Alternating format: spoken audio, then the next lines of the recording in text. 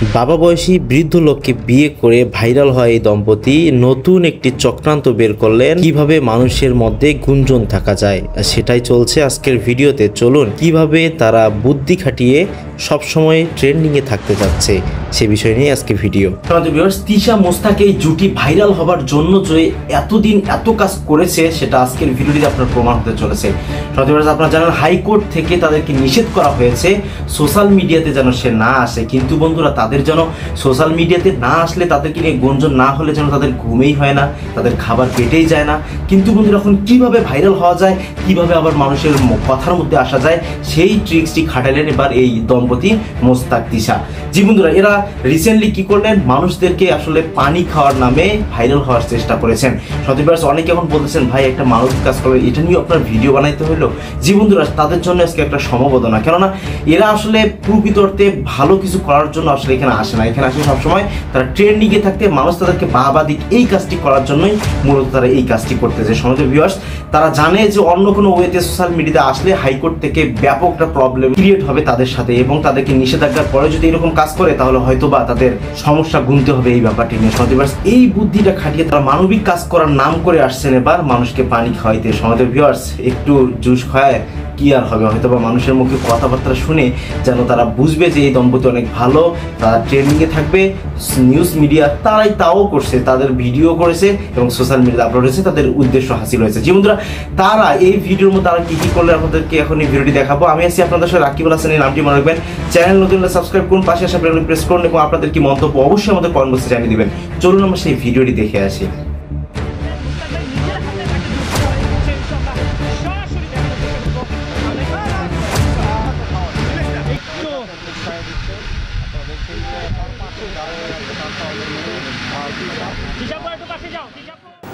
উদ্দেশ্য হলো, আমরা তো ধরেন বাংলাদেশে আপনারা সবাই দেখতে পাচ্ছেন প্রচণ্ড গরম পড়েছে।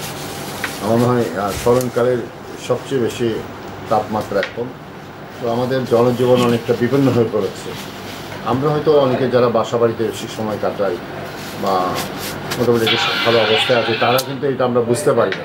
কিন্তু আপনি যদি রাস্তায় তাকান, রাস্তাতে নেমে দেখেন রাস্তাটাও এখন অনেক জায়গায় প্রায় জনশূন্য বলা চলে। হ্যাঁ, সবাই একটু মানে পানির জন্য বা একটু কী বলে ছায়ার জন্য মানুষ অনেকটা হাহাকারি করছে। সেই সময় আমরা ভাবলাম যে আমরা মানুষ হিসাবে আমাদের কিছু দায়িত্ব এবং কর্তব্য রয়েছে। আর আজকে জানেন মহান মে দিবস, শ্রমিক দিবস। তো এই যে এই গরমে সবচেয়ে বেশি কষ্ট পাচ্ছে কিন্তু শ্রমজীবী মানুষরা। হ্যাঁ, তো আমি মনে করলাম আমাদের এই শ্রমজীবী মানুষ আজকে মহান মে দিবসে তাদের প্রতি শ্রদ্ধা ভালোবাসা জানিয়ে আমরা মানুষ হিসাবে তাদের পাশে দাঁড়ানো আমাদের উচিত। তা আমি আমার ওয়াইফ সিনথিয়া ইসলাম তিশা কালকে রাতে আমরা প্ল্যান করেছিলাম যে আমরা আমাদের সীমিত ক্ষমতা এবং সামর্থ্য দিয়ে সাধারণ মানুষের পাশে দাঁড়ানো, এবং এই গরমে সবচেয়ে বেশি যেটা প্রয়োজন আপনার পানি, জুস এই ধরনের। তো আমরা সেইগুলো নিয়েই আজকে এই সাধারণ মানুষের, শ্রমজীবী মানুষের পাশে থাকার চেষ্টা করছি। আচ্ছা, অনেকে বলছে যে আসলে আপনি যদি কাউকে সহযোগিতা করেন তাহলে সেটা পর্দার আড়ালে, কিন্তু এটা কি আপনাকে মানুষকে দেখানোর জন্য এরকম করছে? আমি তো পর্দার আড়ালেই ছিলাম, আমি তো আপনাকে দাওয়াত দিই নাই। আপনার কীভাবে খবর পেয়ে জানি তো আমি জানি না।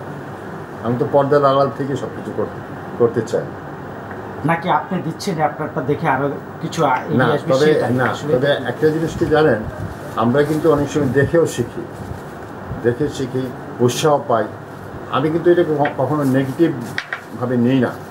অনেকে দেখেন, আপনি যদি দেখেন যে একজন একটা দিচ্ছে এই যে পানি বা স্যালাইন সুপ, শুধু আমরাই শুরু করি না। এটা কিন্তু ইতিমধ্যেই আমাদের অনেক স্বেচ্ছাসেবী সংগঠন বা আরও অনেক, ইভেন আমাদের পুলিশ ভাইদের আমি দেখেছি তারা করছে, তারপরে অনেক রাজনৈতিক নেতৃবৃন্দ করছে, বিভিন্ন জনে এই ধরনের কাজ করছে।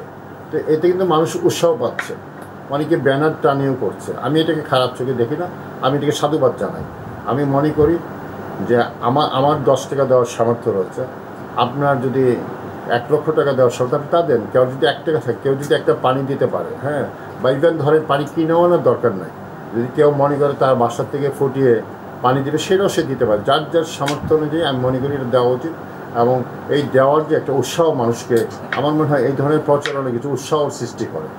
উৎসাহ বলতে ধরেন আমি আগেও বলেছি যে আমার সীমিত ক্ষমতা সামর্থ্য দিয়ে, হ্যাঁ, আমি যেমন ধরেন এই যে আপনার শীতের সময় আমরা চেষ্টা করেছি কিছু শীত বস্ত্র দেওয়ার জন্য। আমরা জাতির কাছে আমার কথা হলো আমাদের জাতির একটি ঐতিহ্য রয়েছে, হ্যাঁ, আমি এই জাতি হিসেবে আমি গর্বিত। আমি একটি কথা বলি যে পৃথিবী যারা পাঠশালা সবার আমি ছাত্র, কে কীভাবে শিখতে পারলো, কে কীভাবে বুঝতে পারলো, হ্যাঁ, সেটার উপর ডিপেন্ড করে আপনি কতটুকু ভালো নিতে পারলেন, আপনি কতটুকু বুঝতে পারলেন। আর আপনি যদি মনে করেন আমি শুধু খারাপটাই খুঁজে বেড়াবো, তাহলে তো আপনাকে শেখানো বা দেওয়া আমাদের জন্য অনেক কঠিন হয়ে দাঁড়াবে। এটা কি কোনো কোম্পানি থেকে বিজ্ঞাপন দিচ্ছে নাকি বিজয় নায়ক ধরনের শার্ট পরে আসে? না, এটা কোনো বিজ্ঞাপন না। আপনি তো এখন সেলিব্রিটি, তাহলে দিতে পারেন। না, এটা না, অ্যাকচুয়ালি আমরা ট্রাই করি, কারণ আমাদের ভালোবাসা বেশি, বুঝতে পারছেন?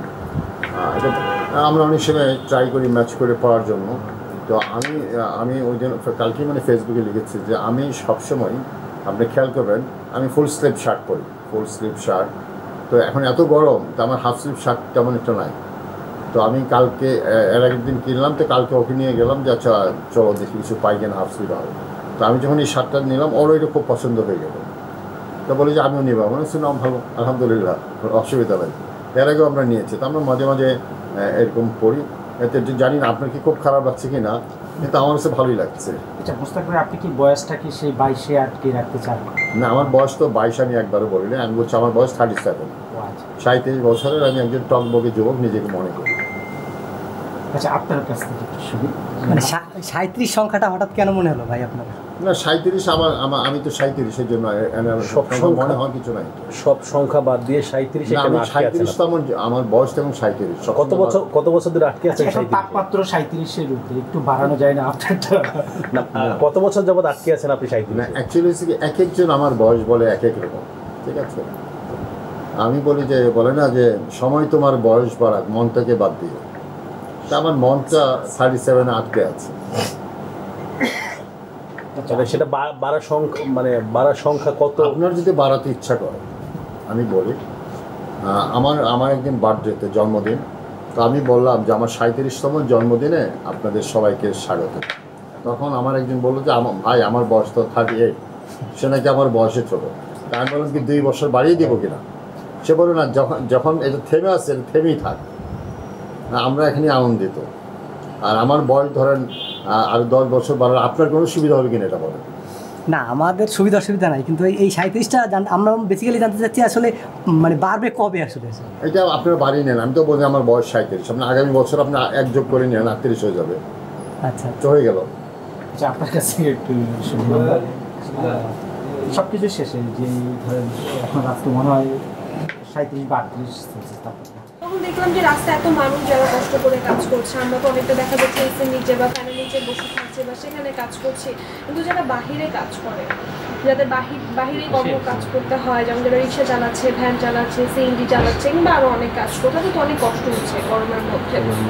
আমরা চিন্তা করলাম যে আমাদের সীমিত সাধ্যের মধ্যে সবাইকে একটু সাহায্য করি। অনেকেই দেখলাম যে ফেসবুকে অনেকে পানি দিচ্ছে বা শরবত দিচ্ছে। আমরা চিন্তা করলাম ঠিক আছে আমরাও জুস দিই কালকে। এই তো হঠাৎ একটা চিন্তা করছি। এটা কি অনেকে দিচ্ছে, সেখান থেকে আপনাদের উদ্যোগ নেওয়া নাকি আসলে আজকে একটা লেবার্স ইন্টারন্যাশনাল ওয়ার্কার্স এই দিনটা মানে এই দিনে কেন বেছে? এই দিনটা বেছে নিলাম তো শুরুতেই বলছি, আমি তার কাছ থেকে শুনে নেব। আজকে মহান মে দিবস।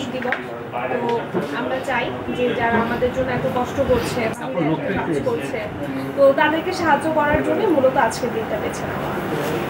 আচ্ছা, তো এই যে ওই যে একই প্রশ্ন যদি আপনাকে করি, মানে পদ্মার আড়ালে মানুষকে কিন্তু প্রকাশ্যে এখানে অনেক গণমাধ্যম কর্মী প্রকাশ্যে এসে দিচ্ছেন, বা এটা কি প্রচারের জন্য নাকি আসলে আপনারা সবসময় একটু আলোচনা করছেন? না, আমরা মাঝে মাঝে মানুষকে অনেক ধরনের সাহায্য করি। অনেক সময় আপনারা হয়তো খবর পান, অনেক সময় পান না। যেমন আজকে পেয়ে চলে এসেছেন, আমরা তো আরেকদিনও হয়তো এমন কিছু করেছিলাম, সেই দিন আপনারা খবর পাননি, আসে আপনি আমি যদিও ভাইরালের পন্থা না জানলেও তারা কিন্তু ঠিকই জানে কিভাবে নিজেকে ভাইরাল করতে হয়, কিভাবে ট্রেন্ডিং এ রাখতে হয় নিজেকে।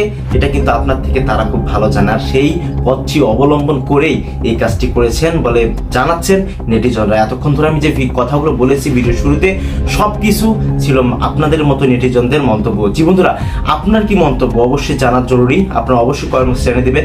এটা আসলে তারা লোক দেখানো করেছে নাকি আসলে ভাইরাল হওয়ার জন্য করেছে, নাকি অনেকদিন ধরে করে তারা সোশ্যাল মিডিয়াতে আসতে পারতেছে না, এরকম হাইকোর্ট থেকে নিষেধ আছে, তার জন্য একটা বাহানা খুঁজে তারা আসছে এরকম সোশ্যাল মিডিয়াতে এরকম একটি মানবিক কাজ করার জন্য। অবশ্যই ভিডিওটি শেয়ার দেবেন এবং ভিডিওটি কেমন লাগলো অবশ্যই আমাদের কমেন্টে জানিয়ে দেবেন। এই ব্যাপারটি নিয়ে আপনার মন্তব্যকে অবশ্যই জানাবেন। আজকের ভিডিও এই পর্যন্ত। বন্ধুরা, যারা যারা এই পর্যন্ত আমার ইন্ডলেস রাকিব ইউটিউব চ্যানেলটি সাবস্ক্রাইব করেন, অবশ্যই সাবস্ক্রাইব করবেন। এটা আমার ভ্লগ রিলেটেড একটা চ্যানেল, সেখানে সবসময় ভ্লগ ভিডিও আপলোড দিয়ে থাকি। তো সেগুলো মজাদার ভ্লগ দেখার জন্য সাবস্ক্রাইব করতে পারেন। আজকের ভিডিও এই পর্যন্তই। আল্লাহ হাফেজ।